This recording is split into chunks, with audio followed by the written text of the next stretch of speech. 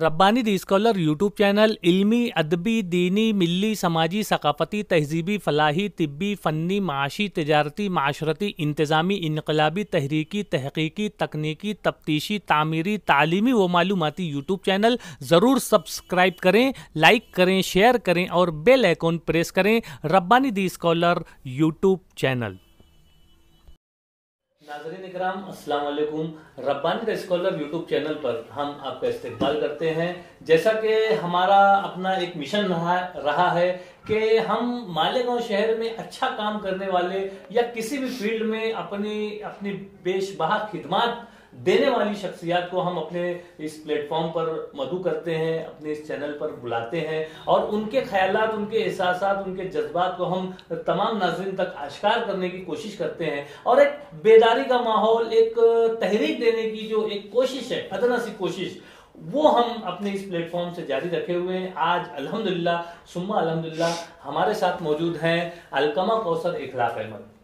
ये वो शख्सियत हैं जो असली उलूम से वाबस्ता रहते हुए दीनी उलूम की तरफ जो है आपका रुझान बढ़ा और आप एक जबरदस्त माहौल समाज और माशरे को सुधारने और समाज और माशरे में बेदारी लाने के लिए जो है अपनी खिदमत पेश कर रही हैं और इसे यकीनन बेशबहा खिदमत कहा जा सकता है, बेलौस खिदमत कहा जा सकता है कि आप मुकम्मल तौर से इसी एक फील्ड में, इसी एक रौ में बह रही हैं और समाज और माशरे में एक बेदारी लाने की कोशिश में है। आज आपसे मुलाकात करवाते हैं मोहतरमा अलकमा आपा से, जो आज हमारे इस प्लेटफॉर्म पर मौजूद हैं। मैं चाहूंगा कि मोहतरमा के हमारा जो अपना चैनल है Rabbani the scholar YouTube channel, ये आप देख ही रही हैं और एक तरह से हम तलबा तालबात की हौसला अफजाई और दीगर सारे काम को अंजाम दे रहे हैं, लेकिन समाज और माशरे की फलाह और बहबूद के लिए भी हम बेदारी का मुजाहरा किए हुए हैं।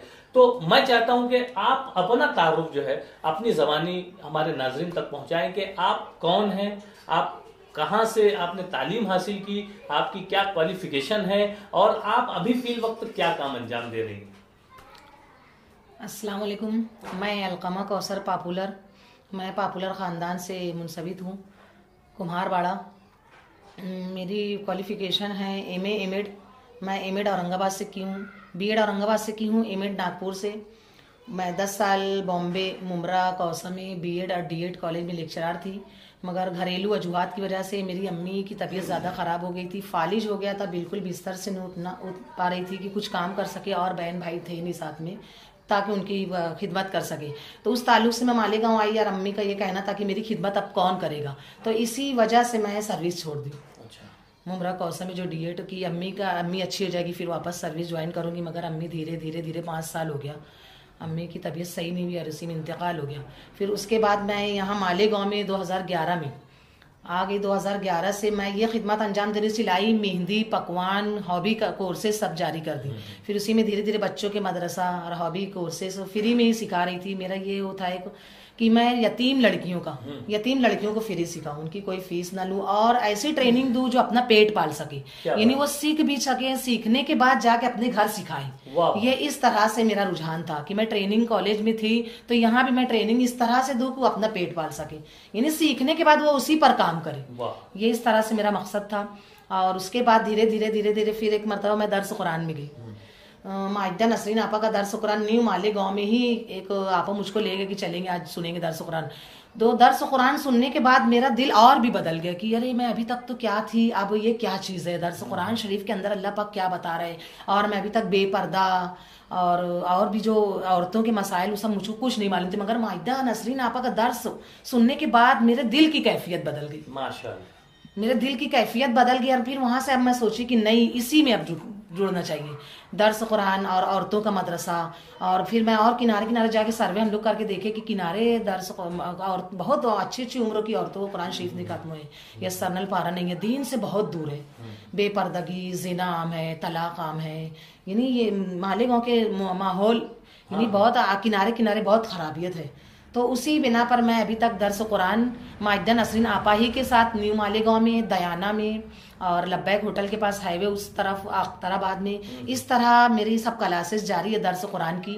और ये खिदमत अंजाम दे रही दर्स कुरान के साथ साथ औरतें कुरान शरीफ भी पढ़ें और दुनिया में रहने के लिए सिलाई, मेहंदी और भी फनी फन भी सीख सके। वाह वाह, सिलाई, मेहंदी, पकवान क्लासेस मेरी हर जगह फ्री है, कोई फीस नहीं है। बहुत ही अच्छी बात बतलाई अलकमा कौसर आपा ने कि एक तरह से समाज और माशरे की जो जिंदगी गुजारने की जरूरतें हैं, जो हुनरमंदी होनी चाहिए, और बिलखुसूस तालिबात के लिए, बिलखुसूस खवातीन के लिए जो एक हुनर से वो आरास्ता हो कि अपने जरिए माश भी वो उससे पूरा कर सके। साथ ही साथ आप दर्स कुरान भी दे रही हैं, दीन की मालूमात भी दे रही हैं कि किस तरह से दीनी तौर से जो है हमारे रोजाना के मामूलात होने चाहिए। एक जबरदस्त खिदमत अंजाम दे रही हैं, जहां पर मालेगांव शहर जो दीनी उलूम से और दुनियावी उलूम से, असरी उलूम से एक जाना जाता है, पूरे महाराष्ट्र में अपनी शनाख्त रखता है, मस्जिदों वो मीनारों का शहर कहलाता है। ऐसे शहर में जहां पर मुजाफाती इलाकों में कुछ बुराइयां भी आम हैं, अगर उस पर हमको कदगन लगाना है तो ऐसी शख्सियात की हमें बेपनाह जरूरत है। मैं मोहतरमा आपसे सवाल करना चाहूंगा कि ठीक है, आप दर्स कुरान भी दे रही हैं, हुनरमंदी की क्लासेस भी चला रही हैं, तो आपकी इन क्लासों से कितनी खवातीन जो है वो मुस्तफीज हो रही है, वो हमारे नाज़रीन। माशाल्लाह मेरी न्यू मालेगांव में 4 क्लासेस चली, वहाँ हर क्लास में 40-40 औरतें यसरनल पारा, नूरानी कायदा और कुरान शरीफ पढ़ रही हैं। माशाल्लाह। हाँ, और इधर अख्तराबाद में 2 क्लासेस चली, वहाँ भी 30 से 35 औरतें हर क्लास में पारा भी पढ़ रही है और सिलाई मेहंदी क्लासेस की भी हुनर भी जारी है। मैं बाग इसहाक, मेरा घर है बाग इसहाक उम्मे सलमा मस्जिद के पास, आयशा सिद्दीका सिलाई एंड हॉबी क्लासेस। मेरी क्लासेस में भी सुबह 11 बजे से छोटे छोटे बच्चों के ट्यूशन क्लासेस है और मगरिब बाद औरतों की क्लासेस है, औरतों की यानी मदरसा पढ़ाना, तालीम बालगा। मेरा रुझान ऐसा है कि औरतें 24 घंटा दुनिया के काम में लगी रहती है, दुनिया का काम खत्म होने वाला नहीं आखिरी सांस तक। तो मैं ये चाहती हूँ कि औरतें दुनिया का काम से निकल कर 1 घंटा ऐसी जगह मदरसे में बैठे जहाँ जिक्र करे और अपना पारा पढ़े। औरतें ज्यादा गीबत करती है, जब एक जगह सब इकट्ठा होती है तो गीबत ज्यादा करती है। तो हम ये चाहते हैं, मेरा ये ख्याल है कि औरतें घर के काम से निकल कर कहीं एक जगह जमा होकर तस्बीहात पढ़े और हदीस सुने और सुनाए। क्या बात, 1 घंटा, क्योंकि घर का काम आखिरी सांस तक औरतों का खत्म होने वाला नहीं। बस हम मेरा यही ख्याल है कि हर मोहल्ले में, हर गली में एक क्लास, एक घर ऐसा हो जहां तमाम औरतें बैठकर एक साथ वहां जिक्र करें और फजाइल अमाल पढ़े, हदीस पढ़े, एक दूसरे को सुनाए, वजू की दुआ सुनाए, नमाज के तरीके सीखे। हर गली के हर मोहल्ले में मसफा ये नहीं होना चाहिए, क्या बोलते हैं, इस्लाह माशरा कर रहे ना, इस्लाह घर होना चाहिए, इस्लाह फर्द होना चाहिए। मेरा ऐसा ख्याल है। वो इस्लाह माशरा करते हैं ना, तो मैं समझती हूँ कुछ गिने चुने हर मोहल्ले से जाकर बैठ जाते हैं इस्लाह माशरा में, और कुछ आधे से ज्यादा मोहल्ले में घर में औरतें रहती है। सास जाती तो बहू नहीं जाती, बहू जाती तो सास नहीं जाती। तो जब सास जाके सीख लेगी तो बहू कहाँ सीखेगी इस्लाह माशरा में। मेरा ये ख्याल है ना कि हर मोहल्ले में इस्लाह घर होना चाहिए, और इस्लाह घर होने के साथ इस्लाह फर्द होना चाहिए। हाँ, हर फर्द हो। इस्लाह माशरा में जाते देखिए गिने चुने मोहल्ले से भागते जाते हैं और पूरे आधे मोहल्ले के वही घर में रहते हैं। तो सास जा रही ना, तो दूसरी मर्तबा बहू को जरा नंबर दे कि भाई बहू तुम भी जाके सीखो। जब बहू भी सुनेगी, सास भी सुनेगी, तब तालमेल घर में चलेगा। क्या बात कही है, एक जबरदस्त पॉइंट यहाँ पर, एक बेहतरीन कंसेप्ट जो है अलकमा कौसर आपा की जानिब से हमारे नाजरीन तक पहुंच रहा है, और नाजरीन में उन लोगों तक जो दर्स कुरान से वाबस्ता है, जो दीनी खिदमत पेश कर रही है, ऐसी खवातीन, तो उनके लिए भी एक तरीके से ये रहनुमा है कि किसी एक जगह पर ना बैठते हुए आप भी मुख्तलिफ मोहल्लों में, मुख्तलिफ गलियों में, मुख्तलिफ चौक पर, मुख्तलिफ जगहों पर, ऐसी जगह जहां पर पर्दे का नज्म हो, जहां पर खवातीन जो है आसानी से आ सके, तो आप आए और कम से कम दीनी उलूम के ताल्लुक से जो है वो बेदारी का मुजाहरा हमारी खवातीन में हो, ताकि जो घरेलू मसाइल हैं, जो घरेलू झगड़े हैं, तो उस पर भी थोड़ा सा तदारुक हो सके, उस पर भी रोकथाम लगाई जा सके। मेरा अगला सवाल यही है आपसे कि जो घरेलू मसाइल हैं, जैसा कि अभी आपने सास बहू का जिक्र किया, जहां पर सास बहू का मामला आता है, वहीं पर मियाँ बीवी का भी मामला आता है, वहीं पर कुछ ननद भौजाई का मामला आता है, तो इस तरीके के जो सारे मसाइल हमारे अपने घरों में, आपने कहा कि इस्लाह फर्द होना चाहिए, तो ये बहुत ही जबरदस्त बात कही। तो ये किस तरह से हमारे समाज और माशरे में थोड़ा सा इसको किस तरह से हम लोग परवान चढ़ा सकते हैं? इस्लाह फर्द परवान किस तरह चढ़ाएंगे कि भाई जामितुस सवालियात, तय्यबात, ताहिरात, जितने भी ये आलमियत कोर्स करके निकल रही है आपा लोग, ये आपा लोग से मेरा ये कहना है, पूरे मालेगांव की आलमा आपा लोग से, कि हर गली हर मोहल्ले की जाकर वहां पढ़ रहे हैं। तो जो हर गली हर मोहल्ले की जब आपा लोग निकल रहे ना, पढ़ने के बाद ये लोग कहीं निकल नहीं रहे तालीम इज्तिमा करने के लिए, तो मेरी ये दरख्वास्त है इन आलमा लोग से कि आप लोग मदरसे से जब 5 साल पढ़ चुके हैं, आलमियत का कोर्स लेकर निकल रहे हैं ना, तो हर गली हर गली में जा के जमा करें, हर गली के पूरी औरतों को, तो इस्लाह फर्द होगा, एक इस्लाह फर्द होगा। यही गुजारिश है मेरी तमाम आलमा लोग से कि हर गली हर मोहल्ले में जा कर पूरे घर वालों को जमा करें, तो ये सास बहू ननद भावत का झगड़ा खत्म हो जाएगा। हर फर्द एक फर्द को अगर इस्लाह करेंगे ना, तो ये इस्लाह फर्द होगा ना, तो ही इस्लाह माशरा होगा। बहुत ही अच्छा कंसेप्ट है, बेहतरीन बात है। एक तरह से अगर हमारे खवातीन या हमारे उलमाए किराम या हमारे जो बेदार शहरियान हैं, अगर इस जानिब थोड़ी सी तवज्जो दें, तो अलकमा कौसर आपा भी अपनी खिदमत पेश करने के लिए तैयार हैं। अल्हम्दुलिल्लाह ये अपनी खिदमत मुज़ाफ़ाती इलाकों में पेश कर ही रही हैं, लेकिन ऐसा जरूरी नहीं है कि सिर्फ मुज़ाफ़ात में ही ये बेदारी हो। आम जो मेन शहर की जो जान है, जो बीच के जो मोहल्ले हैं, यहाँ से भी बेदारी की लहर जो है वो पढ़ना चाहिए, फूटना चाहिए। बहुत ही अच्छा मैसेज, अल्लाह ताला आपके इस काम में इस्तिकामत अता फरमाए। मैं चाहूंगा कि यहाँ पर जहाँ सास बहू ननद भावच के जो मामलात हुए, वहीं पर एक जो खराबी हमारे अपने समाज में दर आई है वो है तलाक।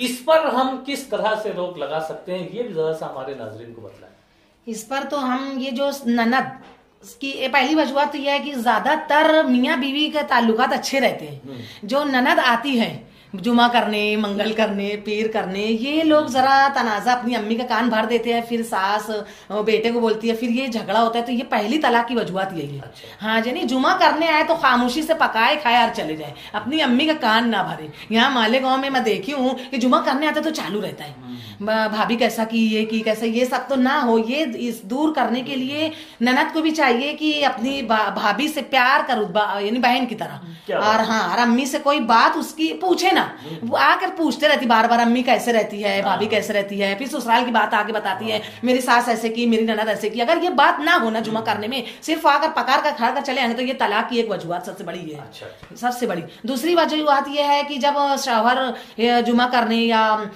बेटी ज्यादा जाकर बैठ जाती, भाई रोक लेते हैं कि आज यहीं रहे या 2-4 दिन रुक जाए, ये भी एक वजूहत है। ये अपने शौहर की नहीं सुनते हैं, भाई भावज रोक लेते हैं, अम्मी अब्बू रोक लेते हैं, तो ये वहीं रह जाते हैं, तो शौहर उससे नाराज होता है। तो ये भी दूसरी वजूहत है तलाक की। गुस्सा होकर बैठ जाती है। हाँ, ये एक जड़ है कि गुस्सा होकर बैठना नहीं चाहिए, फौरन क्या है हल करके वापस आना चाहिए। हाँ, 1-1, 2-2 महीना, 3-3 महीना बैठ जाती है, तो ये दूरी शौहर से मोहब्बत दूर हो जाती है। ये दूरी नहीं होना चाहिए, फौरन इस्लाह करके उसको वापस आके अपने घर में रहना चाहिए। एक बेहतरीन बात कही है यहाँ पर अलकमा कौसर आपा ने कि जहां पर कुछ तनाजा हो जाए तो उस तनाजे को फौरन रफा दफा किया जाए, उसे फौरन से पेशतर उन शिकायत को सुना जाए और सुनकर उसको जो है उसको खत्म करने की कोशिश की जाए, ना कि उसे मजीद तूल दिया जाए, उसे तवील कर दिया जाए और घर पर जिस तरह से आपा ने कहा कि बैठा लिया जाता है, रोक लिया जाता है, गुस्सा आता है। तो ये तमाम चीजों से जो है तलाक का जो तनासुब है वो इंशाल्लाह उस पर जो है वो फर्क आएगा और एक तरह से जो है समाज और माशरे में एक सुधार का माहौल पैदा होगा। और जो तलाक के मामला जो कोर्ट में जा रहे हैं और जहां पर महिला मंडल है और आए दिन अखबारात में खबरें आती हैं और इस तरह के जो मामलात हैं, इस पर किस तरह से रोक लगाया जा सकता है? जब इस्लाह घर होगा, इस्लाह फर्द होगा, तो इंशाल्लाह ये तलाक के मामलात ये सब जरा कम होंगे। इस्लाह फर्द से, इस्लाह घर से ये तमाम मामलात कम होंगे। अब अगर हो भी गए कुछ तू मैं घर में, तो अपने घर में इस्लाह कर ले, आपस में अम्मी अब्बू सास ससुर मिलकर ही इस्लाह कर ले। और उस पर भी अगर नहीं जमता है तो मोहल्ले के पड़ोस के कुछ बड़े लोगों, सरदारी लोगों से बैठकर आपस में कर ले। इतनी बात आगे ना बढ़ जाए कि अपने को नॉन मुस्लिम के पास जाना पड़े। कोर्ट में नॉन मुस्लिम है, इस्लाम नहीं उन लोगों में, वहां जाते हैं तो एक हंसी की बात हो गई है कि देखो ये दूसरी कौम के लोग हमारे पास आ रहे हैं। तो ये थोड़ा गलत है। ये नहीं होना चाहिए कि अपने को महिला मंडल में जाना चाहिए, कोर्ट में जाना चाहिए। तो ये अपने इस्लाम पर, ये अपने दीन पर भी थोड़ा तकलीफ दे बात है। बराबर, एक अच्छा मैसेज है, एक अच्छा ख्याल है मोहतरमा का और इस पर यकीनन गौर किया जा सकता है। बेशबहा खिदमत जारी हैं, बहुत अच्छी बातें हमारे नाजरीन तक पहुंच रही हैं। मैं चाहूंगा कि आप हमारे नाजरीन को, हमारे नाजरीन में तो तमाम ही उम्र के लोग हैं, बच्चे भी हैं, जवान भी हैं, खवातीन भी हैं, मर्द भी हैं, तो ऐसा कोई पैगाम दें, ऐसी कोई बात कहें। और जो आप जो क्लासेस चला रही हैं, हॉबी क्लासेस जो चल रही हैं आपकी, और जो फ्री में आप खिदमत दे रही हैं, तो उसको भी एक मजीद अच्छे तरीके से आप यहाँ पर बयान करें ताकि जो जरूरतमंद है और जो मतलब सीखना चाहते हैं, कुछ हुनर हासिल हासिल करना चाहते हैं वो बराबर आपसे राब्ता कायम करें, और आप अपना मोबाइल नंबर भी हमारे नाज़रीन तक दें ताकि आपसे ख़वातीन जो है ज़ाती तौर पर राब्ता करते हुए अपने मसाइल को हल करने की तरफ जो है वो कोशिश कर सके। ज़रूर। मेरा ये बाग इसहाक आयशा सिद्दीक़ा सिलाई क्लासेस उम्मे सलमा मस्जिद की गली में अलकमा कौसर पॉपुलर, जिसको यानी मुझसे रब्ता कायम करना है तो बाग इसहाक में आकर मिल सकते हैं। और जो कुछ मोहल्ले में अगर आप लोग चाहते हैं कि दूसरे मोहल्ले में भी इस तरह फ्री हॉबी क्लासेस जारी हो तो मुझसे कांटेक्ट कर सकते हैं। मैं पूरे मालेगांव में ये इस तरह से फ्री क्लासेस, सिलाई क्लासेस और हॉबी क्लासेस फ्री और तालीम बालगा जिस यानी और भी जारी कराना चाहती हूँ। तो मुझसे मुलाकात करें। मेरा मोबाइल नंबर 93 73 33 70 22, अलकमा कौसर पॉपुलर। उसको इंग्लिश में 93 73 33 7022। ये एक जबरदस्त बात हुई कि जो ख्वातीन को जरूरत है, जो तालिबात को कुछ मसाइल है, वो बजाते खुद जो है आपस से फोन के जरिए से राब्ता करते हुए या बिलमुशाफा मुलाकात करते हुए यहाँ आयशा सिद्दीक़ा हॉबी क्लासेस में आप यहाँ पर दे सकते हैं। मोहतरमा, मैं आपसे ये सवाल करना चाहूंगा कि जिस तरह से आप दर्स कुरान कर रही हैं, हॉबी क्लासेस चला रही हैं, तो अमली तौर पर तो आप अपनी खिदमत पेश कर रही हैं, तो क्या इसका कोई दूसरा भी कोई तरीका आपने अपनाया है? हाँ जी, इसके अलावा मेरी सिलाई क्लास चलाती हूँ ना, तो उसके साथ एग्जाम भी बच्चों का लेती हूँ। अच्छा। एग्जाम लेने के बाद सर्टिफिकेट भी देती हूँ। सर्टिफिकेट से बच्चों का हौसला होता है। हाँ। सर्टिफिकेट के साथ इनाम भी देते हैं कि किसका सबसे अच्छा कम टाइम में कपड़ा सिले। अच्छा। अलग अलग बच्चों के इस तरह से एग्जाम लेती हूँ। हाँ। और उसी तरह से मेरी पॉपुलर आसान कटिंग से। अच्छा। ये इतनी आसान तरीके से इसमें कटिंग है कि अगर इसमें देख कर बच्चे गौर से समझेंगे तो कटिंग कर लेंगे। हाँ हाँ। बगैर क्लासेस में बैठते हुए किताब की मदद से कटिंग सीख लेंगे। हाँ, बिल्कुल आसान तरीके से। ये माशाल्लाह मेरा पहला एडिशन बहुत तेजी से बहुत कम टाइम में गया, ये दूसरा एडिशन है मेरा पॉपुलर आसान कटिंग। अच्छा, और दूसरी किताब? दूसरी किताब है ये पॉपुलर पकवान। इसमें चिकन, मटन, सब्जी, ऐसी लड़की जो स्कूल पढ़ रही है, मदरसा पढ़ रही है, पकाने में अभी मदरसा पढ़ रही है, कॉलेज पढ़ रही है, तो पकवान नहीं सीख सकती घर पर। तो मगर ये किताब में देखें एकदम आसान तरीके से लिखा हुआ है, जिस तरह से लिखा है वो देखकर घर में पकवान पका सकती है। ये तो बहुत ही अच्छी बात बतलाई कि जहाँ पर आप अमली तौर से समाज में बेदारी लाने के लिए और समाज में एक सुधार लाने के लिए जो कोशिशें कर रही हैं, वहीं पर आप तसनीफी तौर पर भी जो है आप बाकायदा मुसन्निफा है। आपकी 2 किताबें जो है मंजर यहाँ पर आ चुकी हैं, और अल्हम्दुलिल्लाह जो है ये पॉपुलर आसान कटिंग्स जो है आपने बतलाया कि ये दूसरा एडिशन है। पहला एडिशन जो है हाथों हाथ लिया गया और दूसरा एडिशन भी काफी तेजी से लोग ले रहे हैं। तो खवातीन से गुजारिश है कि जरूर आप राब्ता कायम करें। और ये आसान कटिंग्स जो किताब है, इस किताब की कीमत क्या है? 40। इस किताब की कीमत इंतहाई मुनासिब कीमत है। 40 रुपया जो है आज के दौर में मैं समझता हूँ कि हर घर की ये जरूरत है कि बच्चे जो है इसे देख कर भी जो है वो कटिंग सीख सकते हैं। और कुछ मसाइल आते हैं तो मोहतरमा मौजूद हैं, आप इनसे राब्ता कायम कर सकते हैं। उसी तरीके से पॉपुलर पकवान नंबर 3, मतलब 2 और 1 भी एडिशन हो चुका है, यानी ये तीसरा एडिशन है, और ये भी हाथों हाथ लिया जा रहा है। और बहुत ही अच्छे अंदाज में इसमें भी तमाम किचन के जो लवाजमात हैं और जो सारे मसाला जात हैं और जो तरीका कार है वो मेंशन किया गया है, ताकि जो मसले आमतौर से घरेलू झगड़े भी जो होते हैं वो नमक कम ज्यादा पर भी हो जाते हैं कभी कभी। तो ये सारी चीजों को ध्यान में रखते हुए मोहतरमा की ये काविश यकीनन सराहे जाने वाली काविश है। हम आपको बहुत मुबारकबाद पेश करते हैं कि आप वाकई में समाज और माशरे में बेदारी लाने के लिए जो खिदमत अपनी पेश कर रही हैं, यकीनन अल्लाह ताला इसे कबूल करे और आपकी ये खिदमत जो है वो आपके लिए राह निजात बन जाए और एक तरह से समाज और माशरे का सुधार का जरिया बन जाए। यही नेक ख्वाहिशात के साथ हम आपसे विदा चाहेंगे। लेकिन आखिर में मैं चाहूँगा कि आप हमारे नाजरीन को कोई मैसेज दे, कोई पैगाम दे। मालेगांव की तमाम ख्वातीन से मेरा ये एक पैगाम है कि जो हर तरफ, हर मोहल्ले में, हर जगह और हर औरत को ये पैगाम देना चाहती हूँ कि हर औरत तालीम हासिल करे। क्या बात? हर उम्र में आखिरी सांस तक की तालीम हासिल करे और हुनर फन सीखे। हाँ। ताकि अपनी जिंदगी एकदम खुशगवार अच्छी गुजार सके। माशा बहुत ही अच्छा मैसेज दिया है। वक्त की जरूरत है कि पूरी कौम मुस्लिम को जो है वो तालीम से आशना होना चाहिए, लेकिन जहां पर एक फर्द जो है तालीम हासिल करके वो एक फर्द ही तालीम याफ्ता होता है, वहीं पर आपका कहना यह है कि एक खातून जो है, एक तालिबा जो है वो तालीम हासिल करे ताकि एक खानदान जो है वो तालीम याफ्ता हो जाए। बेहतरीन मैसेज के साथ बेहतरीन सेशन, बेहतरीन इंटरव्यू हमारा आपके सामने आ रहा है, और इसी तरह से मजीद भी इंटरव्यूज हम अच्छे अच्छे आप लोगों के सामने पेश करने की कोशिश करते रहेंगे। शर्त यह है कि आप हमारे इस चैनल को जरूर सब्सक्राइब करें और इसे लोगों तक पहुंचाएं, इसे शेयर करें और इसे लाइक करें, ताकि समाज और माशरे में हम कुछ अच्छी चीजें जो है वो समाज माशरे में पेश करने की सादत हासिल कर सकें। शुक्रिया, खुदा हाफिज।